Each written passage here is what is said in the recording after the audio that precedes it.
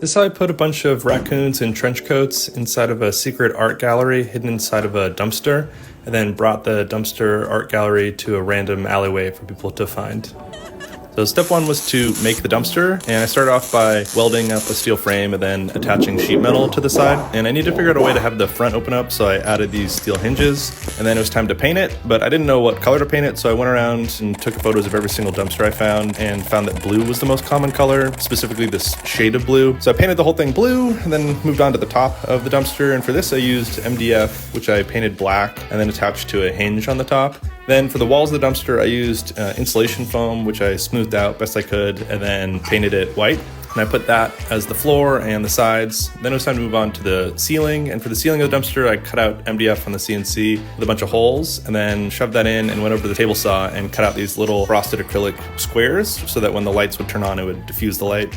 Then I added these official looking stickers and cut out a stencil that said my name, Sunday Nobody, and the name of the art piece, which is Dumpster Gallery. But pretty quickly I realized it looked way too clean and nice.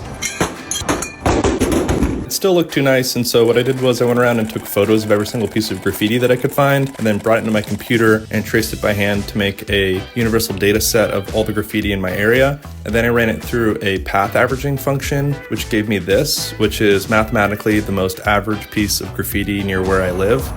Then I spray painted that with a can of white spray paint, and then I added a bunch of trash to the top to make it look like a real dumpster. Then I got a raccoon model and a trench coat model and combined them in Blender to make this model of 3 raccoons in a trench coat, which I printed out and then painted. Then I made an army of 3 raccoons in trench coats, which I painted and put into the art gallery, but I needed to figure out art to put on the walls, and for this I went to the art store and got a bunch of pens and put them into a tattoo gun, and then started drawing to make each individual image, which was made from like a zillion tiny little dots. And this one is a wizard burning a dollar bill.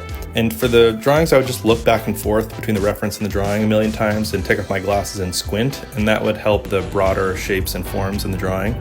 For the higher detail areas, I would put away the tattoo gun and I would just use my hand. This one of the guy standing in front of the lightning bolt, I titled it Son of Zeus. And for most of these drawings, like this one of the kid holding the squirrel, I think on average they took somewhere between 2 and 3 weeks to complete. So then after all the individual drawings were done, I made miniature versions of all of them and then hung them on the walls of the art gallery. Then I borrowed a video camera from a friend and took nice pictures and videos and put up the originals on my website for sale. Then I went downtown to the area of my city that has a bunch of real art galleries and found an abandoned alleyway and put the dumpster gallery down there.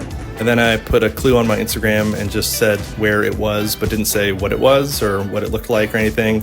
People started showing up and most people just walked right by it. But eventually people sort of found out something looked sort of suspicious about it, and then they were able to find it.